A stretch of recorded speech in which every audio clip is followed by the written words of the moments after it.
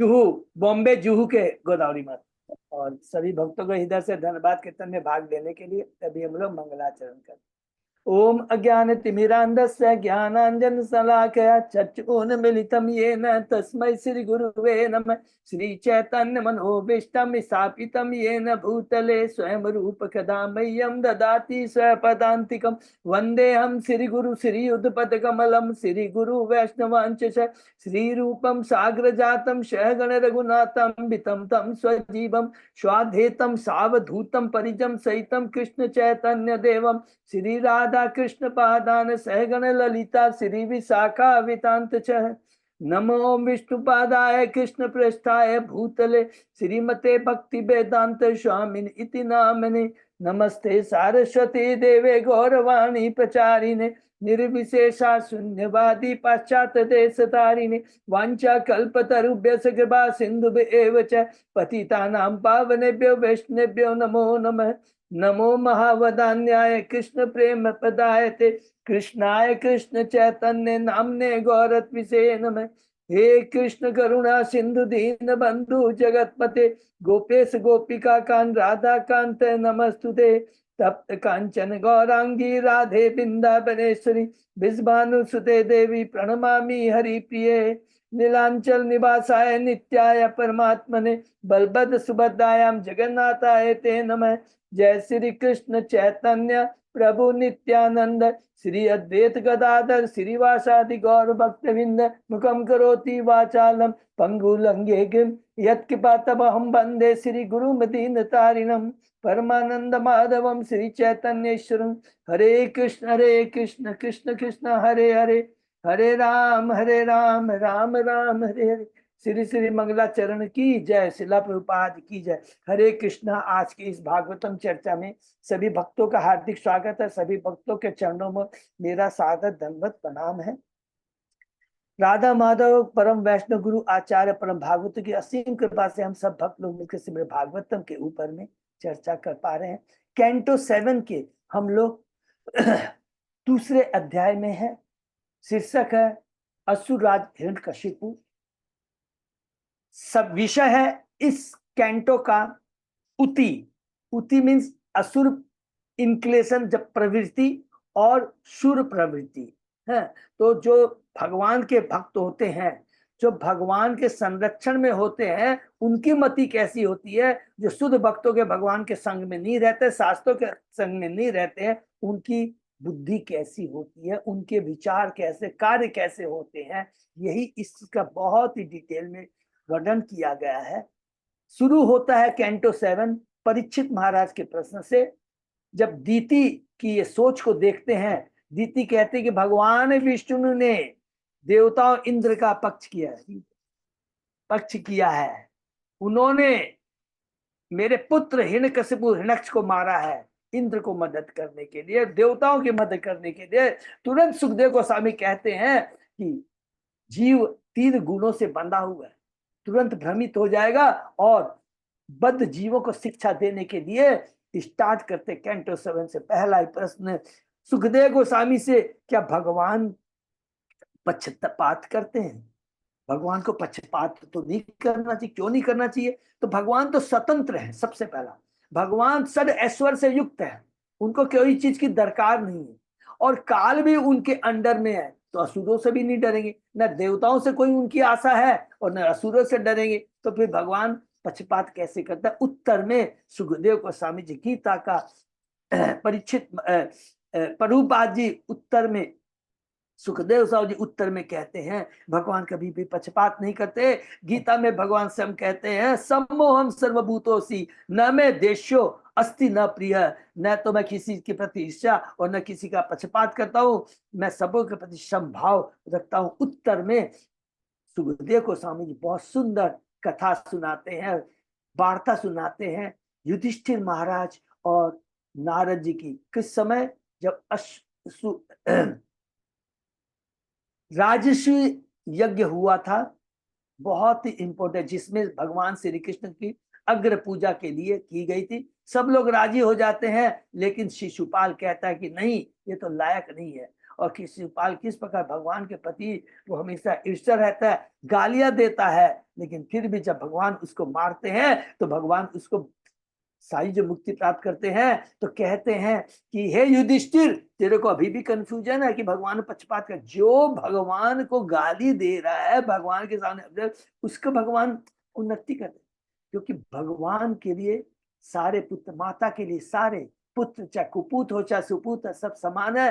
माता बल्कि जो कुपूत के उसके लिए ज्यादा चिंता करती है, सबको कहती है भैया कोई उपाय बताओ ये कैसे सुधर जाए। इसलिए नारद मुनि कहते हैं निंदा स्तुति मान अपमान अज्ञानता के कारण होता है। जब हम 3 गुणों में बंधे होते हैं उसके चलते ये सारे चीज विचार में हमारे मन में आते हैं। नारद जी कहते हैं हे युधिष्ठिर, शिशुपाल तथा चंद्रभक्त पहले भगवान के पार्षद थे, किंतु चतुष्कुमारों के अभिशाप से उन्हें भौतिक जगत में आना पड़ा। तो तुरंत युधिष्ठिर महाराज पूछते हैं अरे भगवान के भक्त को भी शापित होते हैं क्या, उनको भी किस भौतिक जगत में आना पड़ता है। उत्तर में बहुत सुंदर कहते हैं प्रभुपाद जी, और क्लियर कह देते हैं कि ये जो लीला है भगवान की योग माया लीला है, कि भगवान जब अपने भक्तों को इस भौतिक जगत में लाना चाहते हैं तो उनके ऐसे नहीं कि उनके कोई कर्म फल थे, उन्होंने ऐसे गलत काम किए, नहीं, भगवान की अपनी लीला होती है कि भगवान को आनंद था, भगवान वीर रस का आनंद लेना चाहते थे, और इसलिए उन्होंने चतुष्कुमारों के माध्यम से अपनी योग माया की शक्ति के माध्यम से उनको अभिशाप दिलाया और वो लोग 3 जन्म तक इस भौतिक जगत में आए। तो उसके उत्तर में नारद जी कहते हैं एक बार चतुष्कुमार बैकुंठ लोक को गए थे, द्वारपालो जय विजय ने उन्हें बैकुंठ में प्रवेश करने के लिए रोक दिया। वो क्रोधित हो जाते हैं, उनको अभिशाप दे देता है, और उसके बाद में 3 जन्मों का हमको मालूम है, हिरण्यकशिपु, हिरण्याक्ष प्रथम, दूसरा जन्म रावण कुंभकर्ण, और तीसरा शिशुपाल और दंतवक्र का है। हिरण्यकशिपु ने अपने पुत्र भक्त प्रहलाद को नाना प्रकार के कष्ट दिए, नारद जी कहते हैं। तब तुरंत युधिष्ठिर महाराज कहते हैं हिरण्यकशिपु उनके पुत्र प्रहलाद महाराज के बीच ऐसी शत्रुता क्यों थी, प्रहलाद भगवान के इतने परम भक्त कैसे बने। उसके उत्तर में नारद जी कहते हैं कि जब हिरण्याक्ष का वध वराह भगवान ने कर दिया तो हिरण्यकशिपु बहुत क्रोधित हो जाता है और कहने लगता है भगवान तो संभावी होने के बाद भी आज वो माया के वशीभूत हो गए हैं और उन्होंने देवताओं को पक्ष किया है और बड़ा भगवान ने मेरे भाई को मार दिया है। हिरण्यकशिपु कहता है मैं जब तक भगवान विष्णु को मारने में लगा हूं, तुम लोग अपने असुर सैनिकों को कहते हैं कि तुम लोग जाकर के क्या क्या करना है। ये बहुत इंपॉर्टेंट चीज है। जो लोग तपस्या करते हैं, जो यज्ञ करते हैं, जो वैदिक अध्ययन का पाठ करते हैं, जो व्रत करते हैं, इसी से पूरी धरती टिकी हुई है, इसी से ही क्या है समाज टिका रहता है। याद रखेंगे ये सारे। और जहां भी संस्कृति, ब्राह्मण संस्कृति में डाउनफॉल आता है, पतन आता है, तो वहां पर सब कुछ विनष्ट हो जाता है।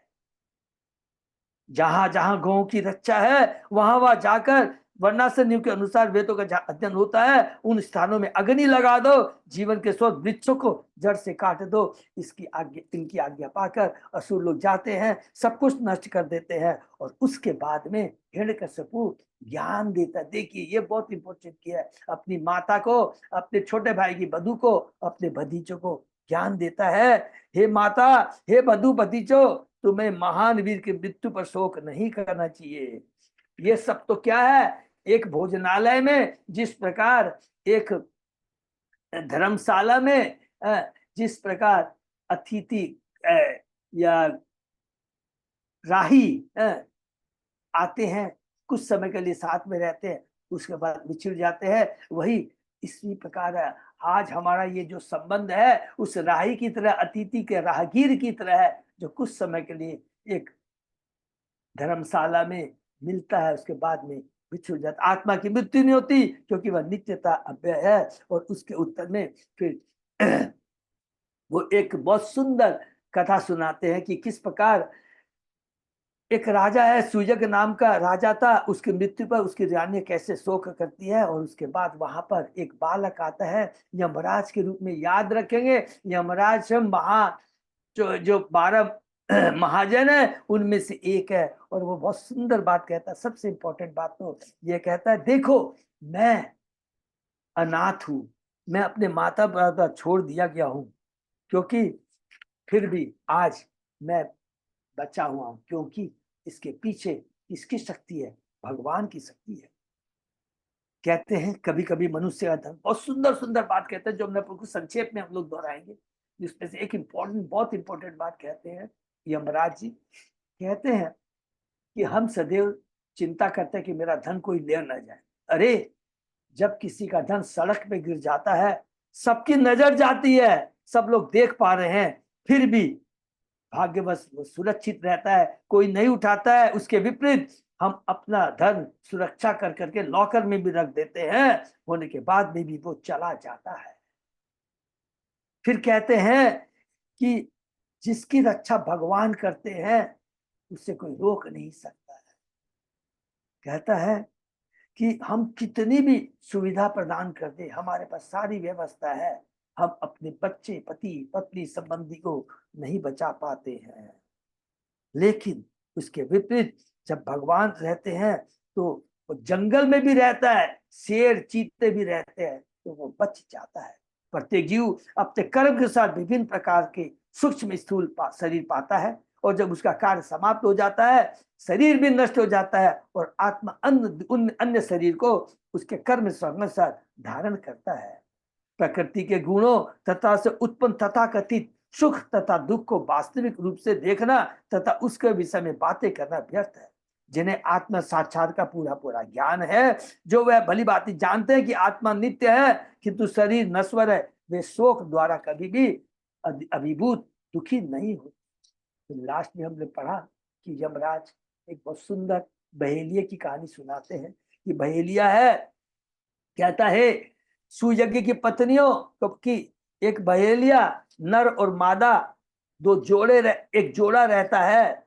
मादा को बहेलिया अपने जाल में फंसा देता है। नर अपनी पत्नी को छुड़ा न सकने के कारण उसके लिए शोक करता है, विधाता पर दोषारोपण करता है। अब घोंसले में इंतजार, कहता है मेरे घोंसले में इंतजार का बच्चे तो कौन खिलाएगा। देखिए ये हमारी, हम सोचते हैं कि मेरे जाने के बाद मेरी पत्नी, मेरे बच्चे की कौन रक्षा करेगा। ये याद रखेंगे, बहुत इंपॉर्टेंट शिक्षा है। ये मनुष्य में नहीं, एक जानवर में भी रक्षा करने की, अपनी अपने बच्चों की रक्षा करने की प्रवृत्ति होती है। ये कोई स्पेशल बात नहीं है। यहाँ तक हमने पढ़ा, और उसके बाद में देखते हैं क्या होता है, क्या यमराज बहेलिया के बारे में बताते हैं। बहेलिया का क्या होता है? ओम नमो भगवते वासुदेवाय, ओम नमो भगवते वासुदेवाय, ओम नमो भगवते वासुदेवाय। नारायण नमस्कृत नरम चैव नरोत्तमं देवी सरस्वती व्यासं ततो जयं उदीरे। नस्प्रायेषु अभद्रेषु नित्यं भागवत सेवया, भगवती उत्तम श्लोके भक्ति भवति नैष्ठिकी। कृष्णाय वासुदेवाय भय देवकी नंदनाय च नंद गोप कुमाराय गोविंदाय नमो नमः। आराधयो भगवान भजेश तनया ततदाम वृंदावनम रमया काचिदुपासन व्रजवधूवर्गेण्य कल्पिता। श्रीमद्भागवतम प्रमाणम अमलम प्रेमा पुमतो महान। श्री चैतन्य महाप्रभो मतमिदं तत् आदरो न पर। हरे कृष्ण कृष्ण कृष्ण हरे हरे, हरे राम राम राम हरे हरे। कैंटो 7 अध्याय 2 शीर्षक असुर राज हिरण्यकशिपु, श्लोक number 56। Thank you Achyut Ajay Prabhu. हम लोग शुरू करते। एवं कुलिंगं विलपंत मारात प्रिया वियोगा आतुरम अश्रुकंठम स एव तम साकुनिक सरेण विव्याध काल प्रहितो विलीन। अपनी पत्नी की क्षति के कारण कुलिंग पक्षी आंखों में आंसू भरकर विलाप कर रहा था। तभी काल के आदेशों का पालन करते हुए अत्यंत सावधानी से दूर छिपे बहेलिये ने अपना तीर छोड़ा, जिससे कुलिंग पक्षी के शरीर को भेद कर उसे मार डाला। हरि हो, कितनी बड़ी इंपॉर्टेंट शिक्षा है। कहते हैं हम रोते रहते हैं, अरे मेरा पति चला गया, पत्नी चली गई, बच्चे चले गए, इसी में सोच लेते हैं। और काल हमारी मृत्यु का इंतजार कर रहा है, एक एक क्षण काल नहीं छोड़ता है। देखिए कैंटो 12 में लिखा है कई तरह की, 3 तरह का संहार होता है। एक तो होता है ब्रह्मा जी का जब एक दिन समाप्त होता है तो आंशिक संहार होता है, नीचे के लोग डूब जाते हैं। और जब ब्रह्मा जी की 100 दिन की समाप्त हो जाता है तो उसको प्राकृतिक संहार कहते हैं, कि पूरा ब्रह्मांड, तो सारे ब्रह्मांड कारणोदक विश्व में। लेकिन एक चीज बुझ जाते हैं, नित्य संहार हो रहा है, नित्य संहार। आप विश्वास कीजिए, हम लोग को मालूम है लेकिन माया इतनी पूर्ण कर जाती है। एक फूल है, सुबह में आप देखते हैं हम लोग कि वो फूल कितना सुंदर है, धीरे धीरे धीरे धीरे शाम के समय देखते वो मुरझा गया है। हमारा भी एक एक क्षण हम सोचते हैं कि हम बड़े हो रहे, नहीं, हमारी हम मृत्यु के नजदीक जा रहे हैं, ये भूल जाते हैं। तो कहते हैं कि जो होना है, जो भगवान के अनुसार, जो भगवान ने, विधाता ने हमारे कर्म स्वभाव के हिसाब से जो कुछ दे दिया है, उसको समझते, उस तत्व को समझते हुए जीवन का जो लक्ष्य है उसमें लगे रहना चाहिए। तो बहेलिया रूपी काल किस प्रकार वो पक्षी है, अपनी मादा पक्षी अपनी पत्नी के लिए रोता रहता, बच्चों की बारे में चिंता कर रहा है, लेकिन काल किसी का इंतजार नहीं करता है। बहेली पे काल आके उसे मार देता है। वो केवल चिंतन में ही, चिंता में ही मग्न रहता है, लेकिन जीवन का क्या उद्देश्य जीव भूल जाता है। ये बहुत बड़ी शिक्षा है। हमें अपने कर्तव्य करना है, आत्म साक्षात ही जीवन का परम लक्ष्य है। तो ये बहुत सुंदर शिक्षा यहाँ पर यमराज जी देते हैं, बहेलिया का उदाहरण देते हुए सुयज्ञ की पत्नी को। और इस सारी कथा कौन सुना रहे हैं? हिरण्यक्ष सुना रहा है, अपने माता को, दीति को, अपने छोटे भाई की पत्नी को और भतीजों। एवं यूयम अपश्यन्त्य आत्मा आत्मा अपायम अबुद्धय नैनम प्रापस्यथ शोचन्त्य पतिवर्षनेरपि। इस प्रकार छोटे बालक के वेश में यमराज ने सभी रानियों को बताया, तुम सब इतने मूर्ख हो कि अपनी मृत्यु को भी नहीं देख रही हो। तुम लोग रो रही हो अपने पति के लिए, अब तुम अपने बारे में नहीं सोच रहे हो। मृत्यु तुम्हारा इंतजार कर रही है, काल किसी के लिए इंतजार नहीं करता। अल्प ज्ञान के भ्रष्ट होकर तुम यह नहीं जानती हो कि यदि तुम सैकड़ों वर्ष तक भी अपने मृत पति के लिए शोक करो तो भी तुम उसे जीवित नहीं कर सकती, और तब तक तुम्हारा जीवन समाप्त हो जाएगा। तात्पर्य, एक बार यमराज ने महाराज युधिष्ठिर से पूछा, इस संसार में आश्चर्य वस्तु क्या है? बहुत इंपॉर्टेंट श्लोक है, बहुत है। महाराज युधिष्ठिर ने उत्तर दिया, महाभारत वन पर्व में, अयन हनि भूतानि गच्छन्ति यमालयम शेषा स्थावरम इच्छन्ति किमाश्चर्यम अतः परम।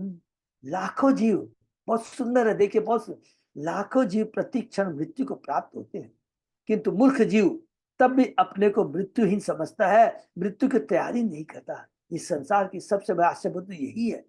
प्रत्येक व्यक्ति को मरना होता है क्योंकि वह पूर्णतः प्रकृति के वश में होता है। फिर भी हर व्यक्ति अपने को स्वतंत्र मानता है, वो चाहे सो कर सकता है, और वह कभी नहीं मरेगा, अपनी सदा जीवित रहेगा। तथाकथित विज्ञानी विविध योजनाएं बना रहे हैं जिससे जीव भविष्य में सदैव जीवित रहेंगे, किंतु जब वे ऐसे वैज्ञानिक ज्ञान में लगे रहते हैं तभी यमराजु ने उनके तात्विक शोध कार्य से छीन लेता। हरि वो मृत्यु जो चीज असत है उसके प्रति देखिए, यहाँ पर प्रभुपाद जी की सबसे बड़ी क्वालिटी क्या है? सो कॉल्ड विज्ञानिक, खाली विज्ञानिक, जो सब वैज्ञानिक होते हैं, दार्शनिक ये सब होते हैं, किस प्रकार अज्ञानी लोग खुद अज्ञानी होते हैं और दूसरों को अज्ञानता में डुबो देते हैं, अंधकार में डुबो देते हैं। हम मनुष्य को जीवित कर देंगे, हम मनुष्य को अमृत बना देंगे, हम ये कर देंगे, हम स्वर्ग तक सीढ़ी लगा देंगे। रावण बोलता था कि ठीक है हम तो बस स्वर्ग। तो ये सब क्या है? भौतिकता सोच है, अज्ञानता, मूर्खता वाली सोच है। प्रभुपाद जी से बात बताकर कहते हैं कि विश्वास करना है तो अपने पिता पर विश्वास कीजिए, व्यापारियों पर क्यों विश्वास करते हो जिनका अपना कोई अस्तित्व नहीं। श्री हिरण्यकशिपु उवाच बाले एवं प्रवदति सर्वे विस्मित चेतस ज्ञातयो मे नीरे सर्वम अनित्यम अयथो उत्थितम। हिरण्यकशिपु ने कहा, जब यमराज इस तरह छोटे से बालक के वेश में सूर्य के मित्र शरीर को घेरे हुए समस्त संबंधियों को उपदेश दे रहे थे, तो सभी लोग उनके दास्य में सुनकर दंग थे। वे समझ सके कि प्रत्येक भौतिक वस्तु नाशवान है, वह विद्यमान नहीं रह सकती।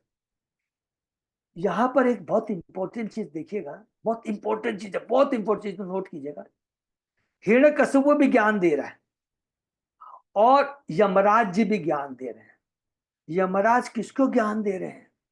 सुयज्ञ की पत्नियों को। यमराज कौन है? यमराज भगवान के परम भक्त हैं, 12 महाजनों में एक है। यमराज की बात हिरण्यकशिपु को भी समझ में आ गई है। यमराज की बात सुयुग के पत्नियों को भी समझ में आ गई है, क्योंकि एक प्रामाणिक गुरु आचार्य जिनके मुख से सुनने से हमारे साथ चेतना में फर्क आता है।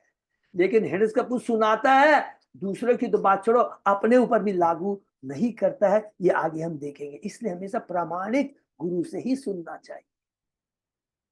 इसकी पुष्टि भगवद गीता में की गई है। अंतवतम इमे देहा नित्य योक्ता शरीर है। शरीर तो नाशवान है, किंतु शरीर के भीतर का आत्मा नित्य। अतएव मानव समाज में ज्ञान में बड़े चढ़े लोगों का कर्तव्य है कि नित्य आत्मा की स्वाभाविक स्थिति का अध्ययन करे और जीवन के असली उत्तरदायित्व को समझे तथा शरीर का पालन करने में ही मानव जीवन के अमूल्य समय को न गवा दे। प्रत्येक मनुष्य को यह समझने का प्रयत्न करना चाहिए कि आत्मा किस तरह सुखी रह सकता है, आत्मा का असली भोजन क्या है और वह सच्चिदानंद स्वरूप कहाँ प्राप्त कर सकता है। आत्मा सच्चिदानंद है, भगवान सच्चिदानंद है। हम किस प्रकार अपनी ओरिजिनल सच्चिदानंद स्थिति को, वसुदेव स्थिति को प्राप्त कर सकते हैं, इसके लिए प्रयत्न करना चाहिए। मानव प्राणी ऐसे विषयों के लिए ही है, नाशवान शरीर की देखरेख में लीन रहने के लिए नहीं है, क्योंकि यह शरीर अवश्य बदलेगा। नाशवान शरीर को सजाने के लिए नहीं है, देखभाल करने के लिए नहीं है, उसके भीतर जो आत्मा है उसके लिए हमें सोचना है। कोई नहीं जानता कि उसे पुनः मनुष्य शरीर कहाँ मिलेगा, और इसकी कोई गारंटी नहीं है, क्योंकि अपने कर्म के सारी मनुष्य को देवता से लेकर एक कुत्ते तक से प्राप्त हो सकता है। पहली बात तो है हमें मनुष्य शरीर कहाँ मिलेगा, या सही पहली बात तो यह कि मनुष्य शरीर मिलेगा कि नहीं मिलेगा, ऐसे हमने कर्म किए हैं कि। दूसरा, मनुष्य शरीर कहाँ मिलेगा? अभी तो मायापुर धाम के बगल में है, कलकत्ता के बगल में है, प्रभुपाद जी का जन्म स्थान है, वहां है। अगला जन्म मालूम नहीं कहाँ मिलेगा, लेकिन हम लोग का गारंटी है कि भगवान की कृपा है, भगवान की गपति है, तो अवश्य हमें भक्त के घर में और साधु संग अवश्य मिलेगा, इतना विश्वास है। अहम ममाभिमानादि त्वय तो तत्मनित्य तत्व यत अनित्यम अनित्यकम महदादि यथोत्तम च नित्या च अपि यथोत्थिता। अस्वतंत्रेव प्रकृति स्वतंत्रो नित्य एव च यथार्थ भूतश्च पर एक एव जनार्दन। केवल जनार्दन या भगवान ही सदा रहने वाले हैं, किंतु उनकी सृष्टि या भौतिक जगत नाशवान है। अतः ऐसा प्रत्येक व्यक्ति जो भौतिक शक्ति द्वारा मोहित है और यह सोचने में लीन रहता है कि मैं यह शरीर हूं और इस शरीर से संबंधित प्रत्येक वस्तु मेरी है, वह ब्रह्म में रहता है। उसे अपने आप को जनार्दन का एक अंश ही सोचना चाहिए। और इस जगत में विशेषता इस मनुष्य जीवन में उसका एकमात्र प्रयास यही होना चाहिए कि भगवदान वापस जाकर जनार्दन की संगति, भगवान की संगति कैसे प्राप्त करें। हरि बोल।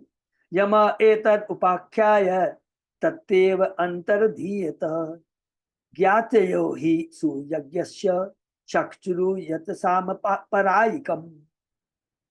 बालक रूप में यमराज सूर्य के समस्त मूर्ख संबंधियों को उपदेश देकर उनकी दृष्टि से ओझल हो गया। तब राजा सूर्य के संबंधियों ने अंत्येष्टि क्रिया संपन्न की। अतः शोचत मायूयम परम चात्मानम एव वा क आत्मा क करो वात्र स्वीय पारक्य एव वा स्वपराभिनिवेशेन विज्ञाज्ञानेन देहिनाम्। अतएव तुम में से किसी को भी शरीर क्षति के लिए, चाहे तुम्हारा अपना शरीर हो या अन्य का हो, शोक संतप्त नहीं होना चाहिए। यह तो केवल अज्ञान है, जिससे मनुष्य यह सोचकर शारीरिक भेदभाव बरतता है कि मैं कौन हूँ, अन्य लोग कौन है, मेरा क्या है, उनका क्या है। इस भौतिक जगत में आत्म संरक्षण की धारणा प्रकृति का पहला नियम है।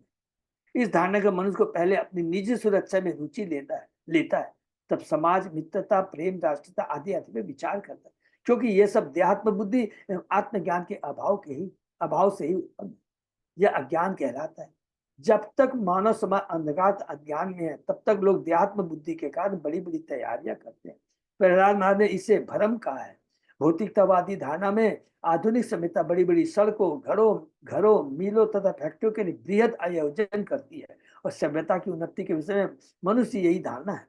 लेकिन लोग यह नहीं जानते कि वे स्वयं किसी भी क्षण दृश्य से बाहर किए जा सकते हैं और ऐसे शरीर ग्रहण करने के लिए बाध्य हो सकते हैं जिन्हें विशाल घरों, महलों, सड़कों तथा स्वचालित यानों से कोई सरोकार नहीं हो।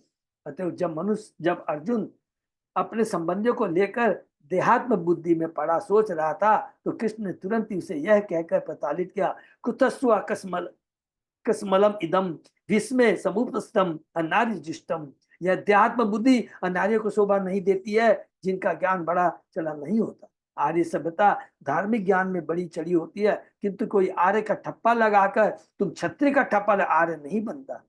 आध्यात्मिक ज्ञान के विषय में गहन अंधकार में रहकर कोई अपने को आर्य घोषित करे तो वह अनार्य है। इस प्रसंग में श्री मध्वाचार्य ने ब्रह्म वैवर्त पुराण में निम्नलिखित उदाहरण दिए है।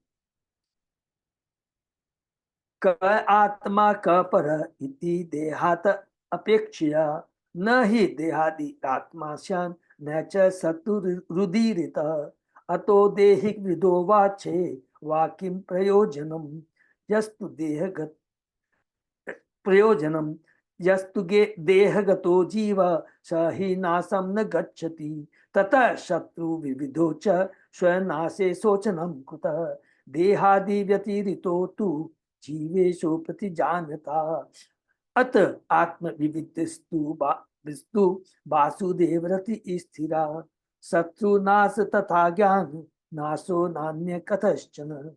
इसका भाव यह है कि जब तक हम इस मनुष्य शरीर में हैं, हमारा कर्तव्य है कि शरीर के भीतर की आत्मा को समझे। शरीर आत्मा नहीं है, हम शरीर से भिन्न है। अतः देहात्म बुद्धि के रूप में मित्रों, सत्वों तथा जिम्मेदारियों का कोई प्रश्न ही नहीं उठता। किसी को इसके विषय में अधिक उत्सुक नहीं होना चाहिए। हरि बोल। और शरीर शिशुता से बाल्यावस्था, बाल्यावस्था से वृद्धावस्था में और तब मृत्यु में बदल रहा है। प्रत्युत मनुष्य के शरीर के भीतर स्थित आत्मा के विषय में तथा भव बंधन से आत्मा को छुड़ाने के विषय में अत्यंत गंभीर रहना चाहिए। शरीर के भीतर का जीव कभी विनष्ट नहीं होता। अतः मनुष्य को यह जान लेना चाहिए, उसके चाहे लाख दोस्त या दुश्मन हो, न तो दोस्त सहायता कर सकते हैं, न ही दुश्मन कोई हानि पहुंचा सकते। मनुष्य को जानना चाहिए कि आत्मा अहम ब्रह्मास्मि और आत्मा की स्वाभाविक स्थिति होने शरीर में होने वाले परिवर्तनों में प्रभावित होती रही। सभी दशाओं में प्रत्येक व्यक्ति को आत्मा के रूप में भगवान विष्णु का भक्त होना चाहिए और उसे शारीरिक संबंधों यथा दोस्त दुश्मन की परवाह नहीं करनी चाहिए। हमें यह ज्ञान जान लेना चाहिए कि देहात्म बुद्धि में न तो हम स्वयं और न हमारे शत्रु कभी मारे जाते हैं। हरि बोल। तो यहाँ पर प्रभुपाद जी पुनः भगवद गीता के दूसरे अध्याय का बहुत संक्षिप्त वर्णन यहाँ पर बड़े सुंदर ढंग से यहाँ पर उन्होंने उपस्थित किया है। हम ब्रह्मास्मि, हम ब्रह्म है, लेकिन परम ब्रह्म नहीं है। हम भगवान नहीं है। परम ब्रह्म भगवान है। ब्रह्म माने जीव, भगवान नहीं। हम तो भगवान के अंश हैं। हमें वांसे जीव लोके भूत। तो मायावादी ये सब जो होते हैं, हम ब्रह्मास्मि, हम भगवान नहीं। अगर ये होता कि हम भगवान था, हम पर ब्रह्मास्मि होता, ब्रह्मास्मि नहीं होता। बहुत simple calculation. Shri Narad watch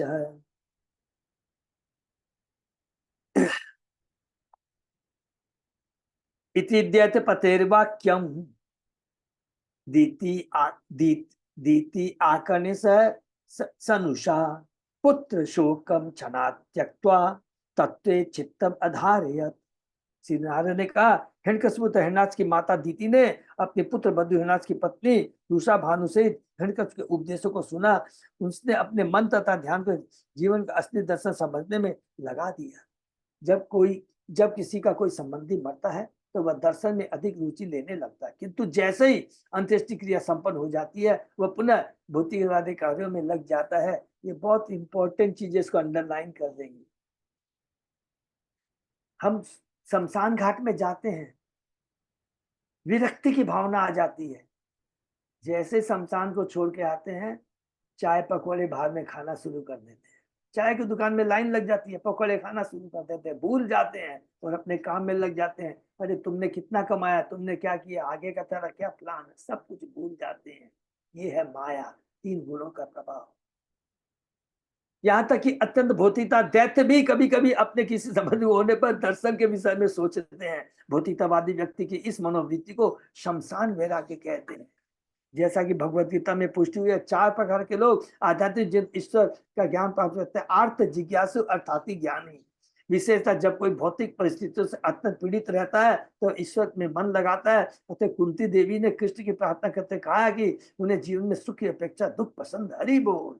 भौतिक जगत में सुखी रहना व्यक्ति कृष्ण ईश्वर को भूल जाता है, किंतु कभी कभी वास्तविक पवित्र आत्मा दुख में रहकर भी कृष्ण का स्मरण करता है। अतः महारानी कुंती ने दुख पसंद किया क्योंकि यह कृष्ण को स्मरण करने का उत्सुक अवसर होता है। हरि बोल।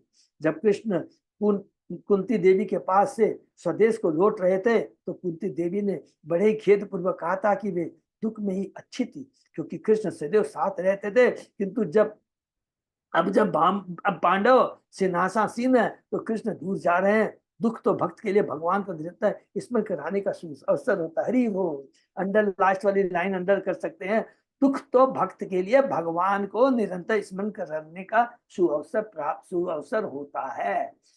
इस प्रकार श्रीमद् भागवत के 7 अंतर्गत असुरराज हिरण्यकशिपु शीर्षक 2 अध्याय का भक्ति वेदांत तात्पर्य। तो यहाँ पर देखिए, हिरण्यकशिपु असुर प्रवृत्ति है, कितना बड़ा ज्ञान देता है। उसको ये ज्ञान है क्योंकि वो किसका विवरण दे रहा है, यमराज का। तो यमराज का परम भक्त है, जो सुनेगा वो 100 उसमें तो रहेगा, लेकिन अपनी असुर प्रवृत्ति, उसने भक्तों का संग नहीं किया है, असुर प्रवृत्ति है। देखिए अपने ऊपर इतना सुंदर ज्ञान दिया। अब आगे हम देखेंगे कि वो इस ज्ञान को अपने ऊपर उतारता है या नहीं। तो अध्याय 3 में अजय अच्युत अजय प्रभु हम लोग शुरू करते हैं। अध्याय 3 है। हाँ प्रभु जी। ओके, अध्याय 3 तो अभी तक इस अध्याय के अंदर देखिए बहुत अच्छा है, पूरा तत्व ज्ञान है, आत्मा के बारे में ज्ञान है, बहुत सुंदर है। अध्याय 3 अमर बनने की हिरण्यकशिपु की योजना। इस अध्याय में बताया गया कि हिरण्यकशिपु ने भौतिक लाभ के लिए कठोर तपस्या की। हरि बोल। देखिए स्टार्टिंग में इस बता दिया है, भौतिक लाभ के लिए कठोर तपस्या की और इस तरह उसने ब्रह्मांड भर में उपद्रव मचा दिया। यहाँ तक इस ब्रह्मांड के प्रमुख व्यक्ति ब्रह्मा भी कुछ कुछ विचलित हो गए और वे सब यह देखने गए कि हिरण्यकशिपु इतनी कठोर तपस्या क्यों कर रहा है। हिरण्यकशिपु अमर होना चाहता था। वह चाहता था कि न तो वह किसी के द्वारा जीता जा सके, न जरा या रोग से पीड़ित हो, नहीं किसी प्रतिद्वंदी द्वारा सताया जाए। इस प्रकार वह समस्त ब्रह्मांड का परम शासक बनना चाहता था। इस कामना से वह मंदार पर्वत की घाटी में गया और वहां उग्र तपस्या तथा ध्यान करने लगा। हिरण्यकशिपु को ऐसी तपस्या में लगा देखकर देवतागण अपने अपने घर लौट आए। किंतु जब हिरण्यकशिपु इस तरह से तपस्या में सरता तो उसके सिर से एक प्रकार की अग्नि प्रज्वलित होती, जिससे अखिल ब्रह्मांड के निवासी, जिसमें पशु पक्षी तथा देवता सभी सम्मिलित थे, उद्विग्न हो उठे। जब सारे उच्च तथा निम्न लोग तप्त हो जाने के कारण रहने के योग्य नहीं रहे तो सारे देवता विचलित होकर स्वर्ग लोक के अपने आवासों को छोड़ छोड़कर ब्रह्मा जी से भेंट करने तथा अनावश्यक ताप को कम करने के लिए प्रार्थना करने। देवताओं ने ब्रह्मा जी से हिरण्यकशिपु की महत्वाकांक्षा बताई कि वह अमर होना चाहता है, वो सारे लोकों का, यहाँ तक कि ध्रुव लोक का भी स्वामी बन जाना चाहता है। हिरण्यकशिपु एकांत ध्यान का प्रयोजन सुनकर ब्रह्मा जी अपने साथ महर्षि भृगु तथा दक्ष जैसे महापुरुषों को लेकर हिरण्यकशिपु से भेंट करने गए। तत्पश्चात उन्होंने अपने कमंडल से हिरण्यकशिपु के सिर पर जल छिड़का। दैत्यराज हिरण्यकशिपु ने इस ब्रह्मांड के सृष्टा ब्रह्मा जी के समक्ष अपना सिर झुकाकर उन्हें बारंबार सादर नमस्कार किया तथा प्रार्थना की। जब ब्रह्मा जी ने वर देना स्वीकार कर लिया तो उससे प्रार्थना की कि वह किसी जीव द्वारा न तो किसी ढके या खुले स्थान में मारा जाए, न दिन में या रात में, न वह किसी हथियार से स्थल में या वायु में मारा जाए, न वह किसी मनुष्य, पशु, देवता या अन्य जीवित या मृत प्राणी द्वारा मारा जाए। उसने संपूर्ण ब्रह्मांड पर अपनी श्रेष्ठता के लिए प्रार्थना की तथा उसने अणिमा लघिमा इत्यादि आठों योग सिद्धियों के लिए भी प्रार्थना की। देखिए क्या मांगता है, भौतिक चीजें मांगता है और ब्रह्मा जी दे देते हैं। तो एक एक चीज को ध्यान रखेंगे कि चींटी से ब्रह्मा तक भी भ्रमित होते हैं। श्री नारद वाच हिरण्यकशिपुराजन अजेयम अजर अमरम आत्मानम अप्रतिद्वंदम एक राजम यदिस्तसत। नारद मुनि ने महाराज युधिष्ठिर से कहा, दैत्यराज हिरण्यकशिपु अजय तथा वृद्धावस्था एवं शरीर की जड़दशा से मुक्त होना चाहता था। वह अनिमा तथा लिग्मा जैसे समस्त योग सिद्धियों को प्राप्त करना, मृत्यु रहित होना और ब्रह्मलोक समेत अखिल विश्व का एक छत्र राजा बनना चाहता था। ब्रह्मलोक समेत मान देखिए, असुरों द्वारा संपन्न तपस्या के लक्ष्य ऐसे ही होते हैं। हिरण्यकशिपु ब्रह्मा जी से ऐसे वरदान प्राप्त करना चाहता था जिससे वह भविष्य में ब्रह्मा जी के धाम को जीतने में समर्थ हो सके। इसी प्रकार एक अन्य दैत्य ने शिव जी से वर प्राप्त किया, किंतु बाद में वह उसी वर से शिव जी को मारना चाहता था। इस तरह स्वार्थी व्यक्ति आसुरी तपस्या द्वारा अपने ही उपकारी को मारना चाहता है। इसी को कहते हैं असुर प्रवृत्ति। जबकि वैष्णव भगवान का नित्य दास बना रहना चाहता है और भगवान के पद को प्राप्त करना नहीं चाहता। साई भक्ति के द्वारा जिसकी कामना असुरगण करते हैं, कोई भले भगवान के अस्तित्व में तदाकार हो जाए, विलीन हो जाए, या कभी कभी कोई अद्वैतवाद का लक्ष्य भले प्राप्त कर ले, किंतु उसे पुनः इस संसार में संघर्ष करने के लिए नीचे गिरना पड़ता है। सबको क्लियर समझ में आ गया, नीचे गिरना पड़ता है। अरे उनको मुक्ति कौन सी मिलती है? साई जो मुक्ति ब्रह्म ज्योति में जाके विलीन होते हैं और कई वर्षों तक, करोड़ों वर्ष, क्योंकि वहां पर कोई भी आनंद नहीं होता, शुष्क आनंद होता है। तो तुरंत वो लोग को पुनः नीचे आकर गिरना पड़ता है। ये प्रभुपाद जी पुनः रिपीट करते हैं अपने तात्पर्य के माध्यम से। सते पे मंदरो द्रोद्यान तप परम दारुणम उधर्व बाहु नभो दृष्टि पाद अंगुष्ठ आश्रितावनी। हिरण्यकशिपु ने मंदर पर्वत की घाटी में अपने पांव के अंगूठे के बल भूमि में खड़े होकर अपनी भुजाएं ऊपर किए तथा आकाश की ओर देखते हुए अपनी तपस्या प्रारंभ की। यह तपस्या अति कठिन थी, किंतु सिद्धि प्राप्त करने के लिए उसने इसे स्वीकार किया। ये सब सारी क्या है? भौतिक क्रियाएं हैं और इससे क्या मिलेगा? भौतिक फल ही मिलेगा। अष्ट सिद्धि मिल सकती है, ब्रह्मलोक तक जा सकते हैं, लेकिन इस जेल खाने से नहीं निकल सकते। जटा दिदी तिबीरे जे संवर्तार्क इवांशुभि तस्मिन् तप तप्यमान देवा स्थानानि भेजिरे। हिरण्यकशिपु के जटाजूट से प्रलयकालीन सूर्य की किरणों के समान प्रकाशमान तथा असह्य तेज प्रकट हुआ। ऐसी तपस्या देखकर सारे देवता जो अभी तक सारे लोकों में भ्रमण कर थे, अपने अपने घरों को लौट गए। तस्य बुधन समुद्भुत सधूमो अग्नि तपोमय तिर्यक उधर्वम अधोलोकान प्रातपत विश्वक ईरितः।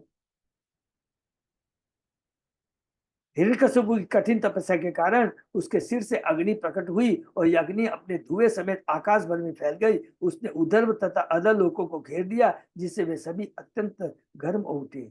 चतुर्भुज नदी उदनवंत स्वदीपाद्री चाल भू निपेतु सग्रहा तारा जज्वलु च दिशो दश। उसकी कठिन तपस्या के बल से सारी नदियां तथा सारे समुद्र क्षुब्ध हो उठे। भूमंडल की सतह अपने पर्वतों तथा द्वीपों समेत हिलने लगी और तारे तथा ग्रह टूटकर गिर पड़े। सारी दिशाएं प्रज्वलित हो उठी।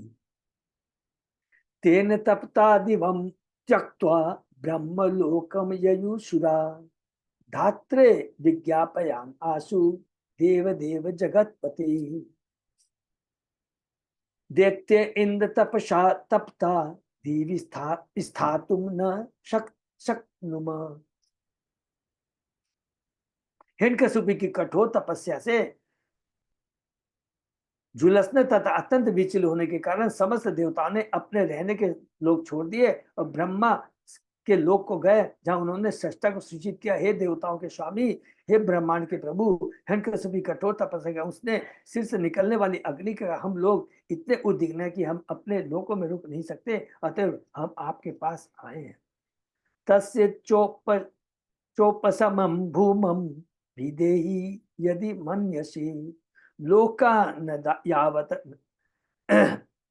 नश्यन्ति बलिहारा तवा विभु। हे महापुरुष, हे ब्रह्मांड के प्रधान, यदि आप उचित समझे तो इस सारे उत्पातों को जो सब कुछ विनष्ट करने के उद्देश्य से हो रहे हैं, कृपा करके रोक दे, जिससे आपकी आज्ञाकारी प्रजा का संहार न हो।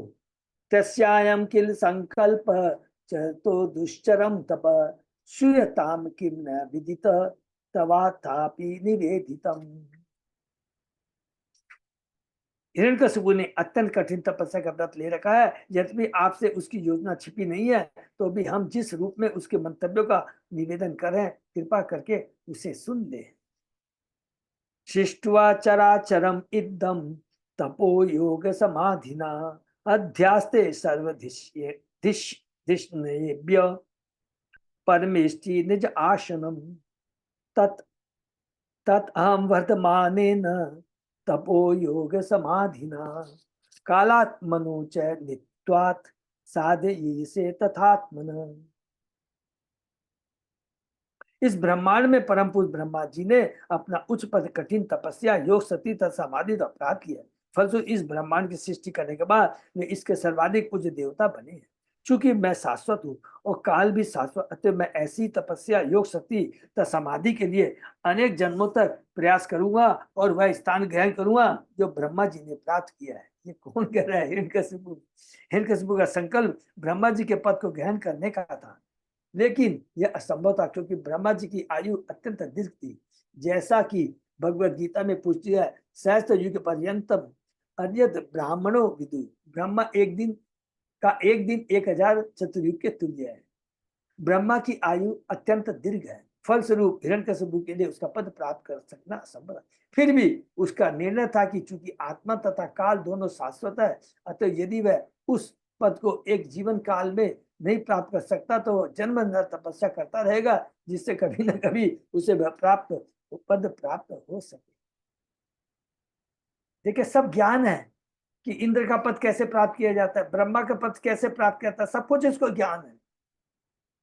अन्यथा इदम विद्यास्ते अहम यथा पूर्वम ओजिषा किम अन्ये काल निर्धूते कल्पांते वैष्णव आदि भी।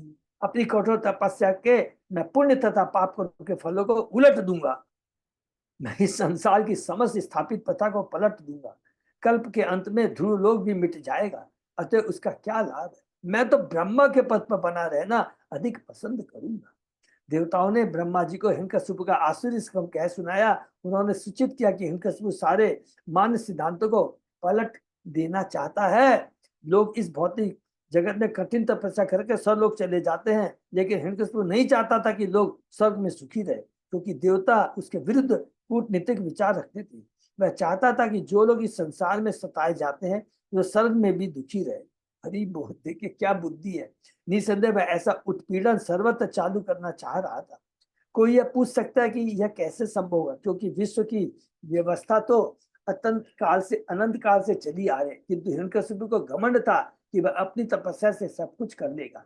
यहाँ तक कि वह वैष्णव की स्थिति को असुरक्षित बना देना चाहता था। ये कतिपय लक्षण है उसके आसुरी संकल्प के।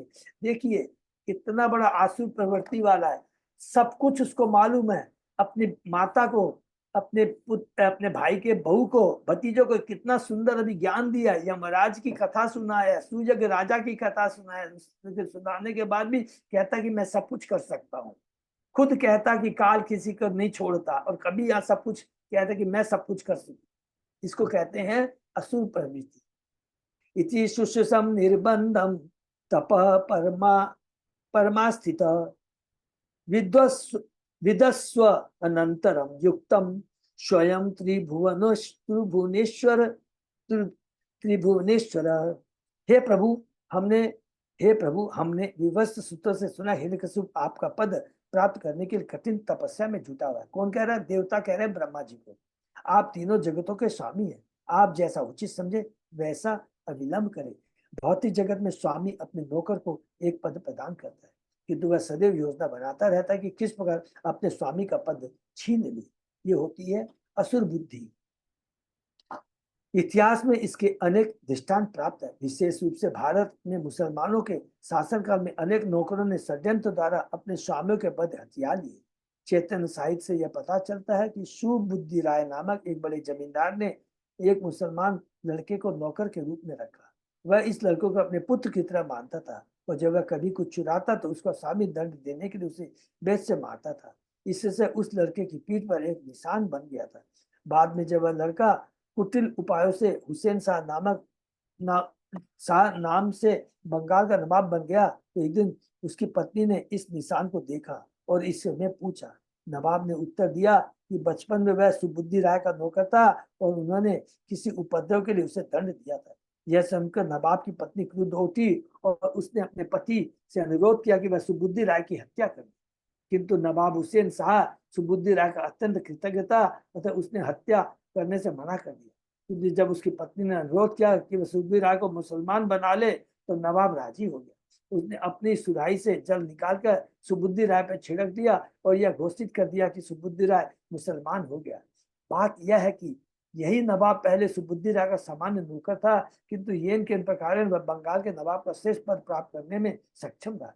ऐसा है यह भौतिक संसार। प्रत्येक व्यक्ति नाना प्रकार की युक्तियों से स्वामी बनना चाहता है, यद्यपि प्रत्येक व्यक्ति अपनी इंद्रियों का दास है। इस पद्धति पर चलकर प्रत्येक जीव भले ही अपनी इंद्रियों का दास क्यों ना हो, संपूर्ण संसार का स्वामी बनना चाहता है। हरि बोल। इसको अंडरलाइन कर देगी। प्रत्येक जीव भले ही अपने इंद्रियों का दास क्यों हो, हर जीव अपने इंद्रियों का दास है, लेकिन संपूर्ण स्वामी बनना चाहता है पूरे संसार का। हिरण्यकशिपु इसका ज्वलन उदाहरण था, और देवताओं ने उसके इन मंतव्य की सूचना ब्रह्मा जी को दी। तो आसन द्विज गवाम पारमेष्ठ्यम जगतपति भवाय श्रेय से भूत्य क्षेमाय विजयाय च। हे ब्रह्मा जी, निश्चय आपका पद इस ब्रह्मांड के सभी लोगों के लिए, विशेषतः ब्राह्मणों तथा गायों के लिए अत्यंत कल्याणप्रद है। इससे ब्राह्मण संस्कृति तथा गौ सुरक्षा को अधिकाधिक महिमा मंडित किया जा सकता है, और इस प्रकार सभी प्रकार के भौतिक सुख, ऐश्वर्य तथा सौभाग्य स्वतः वृद्धि करें। किंतु दुर्भाग्यवश यदि हिरण्यकशिपु आपका स्थान ग्रहण करता है तो सब कुछ नष्ट हो जाएगा।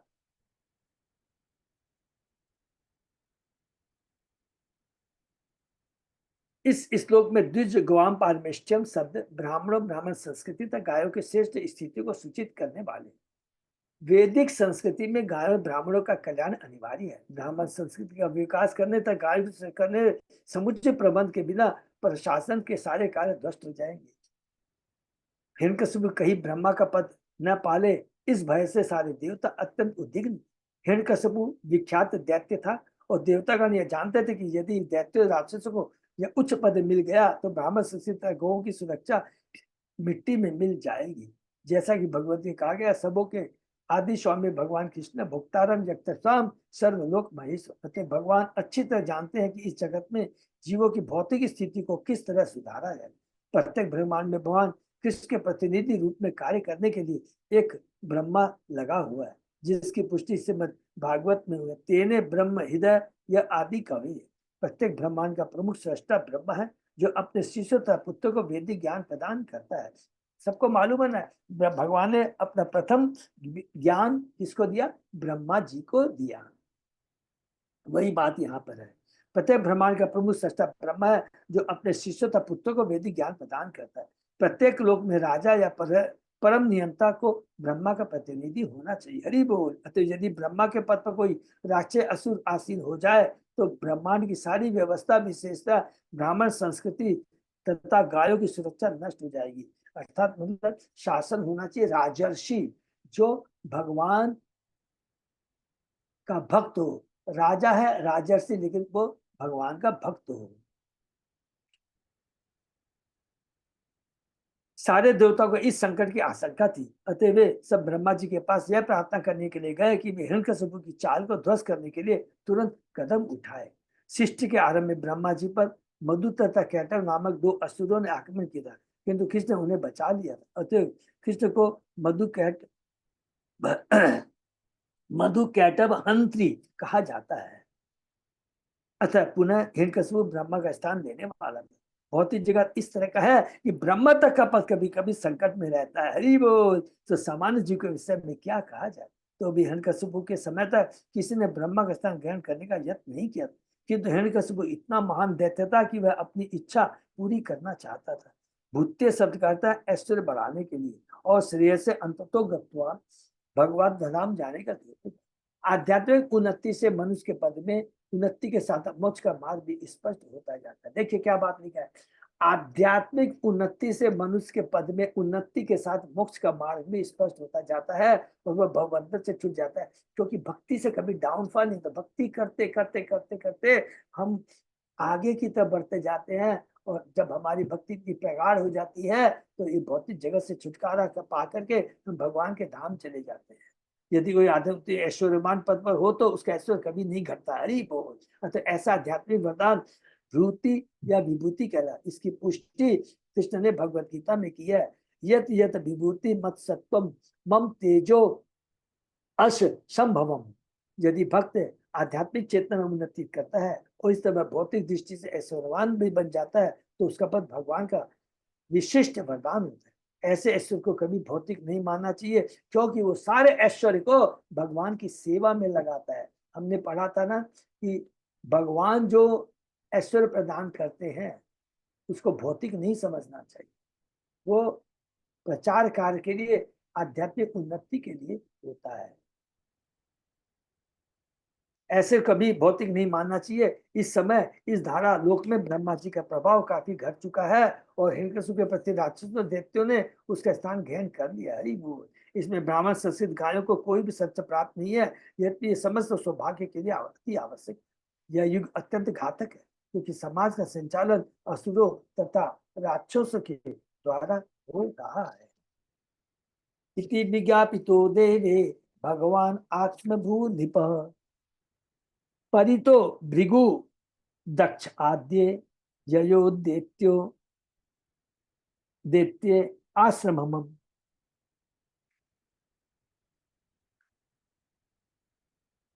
ययो दैत्येश्वर आश्रमम। हे राजा, देवताओं द्वारा इस प्रकार सूचित किए जाने पर अत्यंत शक्तिशाली ब्रह्मा जी भृगु दक्ष अन्य महर्षियों को साथ लेकर तुरंत उस स्थान के लिए चल पड़े जहाँ हिरण्यकशिपु तपस्या कर रहा था। हरि बोल। ब्रह्मा जी प्रतीक्षा में थे कि हिरण्यकशिपु की तपस्या पूरी हो ले तो वे वहां जाकर उसकी इच्छा था उसे वर दे सके। अब वे समस्त देवताओं तथा बड़े बड़े साधु पुरुषों को साथ लेकर उसे इच्छित वर देने गए, उसे इच्छित वर देने गए। देखिए, न ददज प्रतीक्षणम बल्मीक तृण कीचके पिपीली का भी आचरणम मेद त्वक मांस शोणितम तपंतम तपसा लोकान यथा यथा भ्रापीतम रविम विलक्ष विस्मित प्राह हसंतम हंस वाहन। हंस यान पर चलने वाले ब्रह्मा जी पहले तो यह नहीं देख पाए कि हिरण्यकशिपु कहाँ है। देखिए, माने वो तपस्या करते करते सब कुछ उसका शरीर का मांस फांस सब कुछ खत्म, माने कंकाल हो गया था। नहीं देख पाया कि हिरण्यकशिपु कहाँ है, क्योंकि उसका शरीर बाबी घास तथा बांस के पेड़ों से आच्छादित था। चूंकि हिरण्यकशिपु दीर्घ काल से वहां था, तो चींटियां उसकी खाल चर्बी मांस तथा रक्त चट कर चुकी थी। तब कहीं ब्रह्मा जी तथा देवताओं ने उसे खोज निकाला। वह बादलों से आच्छादित सूर्य की भांति सारे संसार को अपनी तपस्या से तपा रहा था। आश्चर्य ब्रह्मा जी हंस पड़े और उसे इस प्रकार संबोधित करने लगे। प्राणी अपनी त्वचा मज्जा अस्थि रक्त आदि के बिना केवल निजी शक्ति से जीवित रह सकता है, क्योंकि यह कहा गया असंगो अयम पुरुष है। प्राणी जीव को भौतिक आवश्यक कुछ भी नहीं लेना नहीं रहता।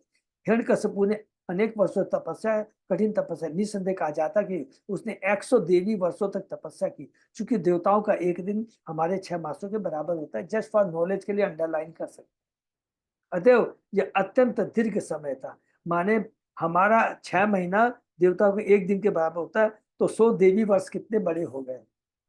प्रकृति के अपने ढंग से अपने शरीर को केंचुओं, चींटियों, परबिजों से लगभग खा लिया था, और ब्रह्मा भी उसे नहीं देख पाए। किंतु बाद में ब्रह्मा जान गए थे कि हिरण्यकशिपु कहाँ पर था, और वे उसकी तपस्या की अद्भुत शक्ति को देखकर आश्चर्यचकित रह गए। उस समय कोई भी यह निष्कर्ष निकालता कि हिरण्यकशिपु मृत हो चुका था, क्योंकि उसका शरीर पूरी तरह से आच्छादित हो चुका। लेकिन इस ब्रह्मांड के परम जीव ब्रह्मा समझ गए हिरण्यकशिपु भौतिक तत्वों द्वारा आच्छादित हो गया है। यहाँ इस ओर भी ध्यान देना चाहिए कि यद्यपि हिरण्यकशिपु ने वर्षों तक लगातार यह तपस्या की थी, फिर भी वह दैत्य तथा राक्षस के रूप में ही विख्यात था। अगले श्लोकों से पता चल जाएगा कि इस प्रकार की कठिन तपस्या बड़े बड़े साधु पुरुष भी नहीं कर सकते, तो फिर वह राक्षस और दैत्य क्यों क्यों कहलाता था। इसका कारण यह था कि उसने जो भी किया वह सब अपनी इंद्रिय तृप्ति के लिए किया था। इसको प्लीज अंडरलाइन कर देंगे। जब वो जो कुछ भी हम अगर अपनी इंद्रिय तृप्ति के लिए करते हैं, प्लीज हम असुर कहलाएंगे, ये असुर प्रवृत्ति ही कहलाएगी। कभी नहीं बोलेंगे अरे हिरण्यकशिपु नहीं, हम भी असुर प्रवृत्ति वाले कहलाएंगे यदि हम अपनी इंद्रिय तृप्ति के लिए कोई कार्य करते हैं। उसका पुत्र प्रहलाद अभी केवल 5 वर्ष का रहते हुए कर ही क्या सकता था, फिर भी नारद उनके उपदेश अनुसार केवल थोड़ी भक्ति करके वह भगवान का इतना प्रिय बन गया कि वे उसे बचाने के लिए आए। हरि बोल। किंतु हिरण्यकशिपु अपनी सारी तपस्या के बावजूद मारा गया। भक्ति तथा सिद्धि की भी अनेक विधियों में यही अंतर है। जो अपनी इंद्रिय तृप्ति के लिए कठिन तपस्या करता है वह समग्र संसार को डराता है, जबकि थोड़ी सी भक्ति करने वाला भक्त हर एक का मित्र होता है, सुहृदम सर्वभूता नाम होता है। और एक चीज ऐड कर लेंगे, वो स्वयं भगवान द्वारा सुरक्षित होता है। चूंकि भगवान प्रत्येक जीव के शुभ चिंतक है, और चूंकि भक्त भगवान के गुण प्राप्त कर लेता है, अतः भक्त भी भक्ति के द्वारा हर एक के सौभाग्य के लिए कर्म करता है।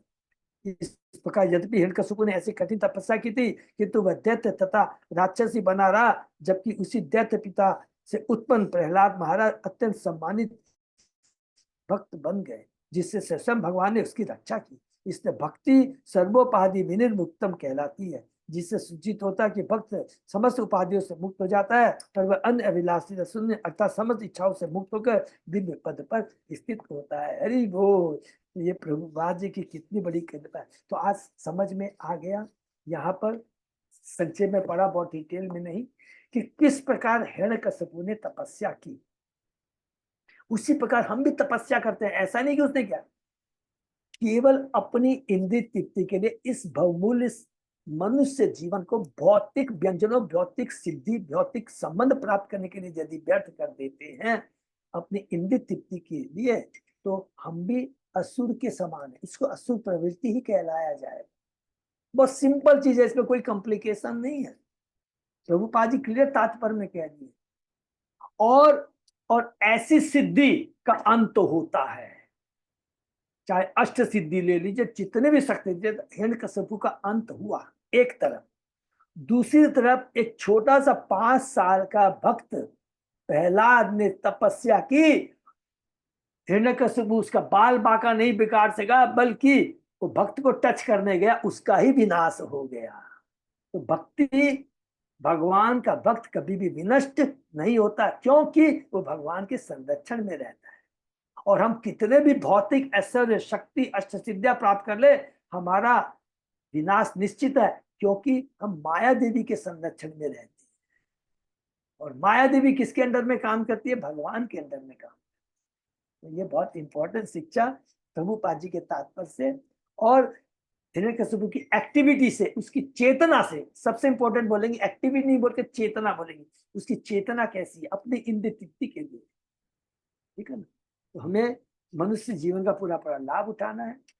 हर पल हर समय हमें यही प्रयत्न करना है। हे कृष्ण, हम लोग सब लोग अलग अलग बिजनेस में, प्रोफेशन में जुड़े हुए हैं, अलग अलग तरह के भौतिकतावादी लोगों से मिलते हैं। समय बहुत खराब है।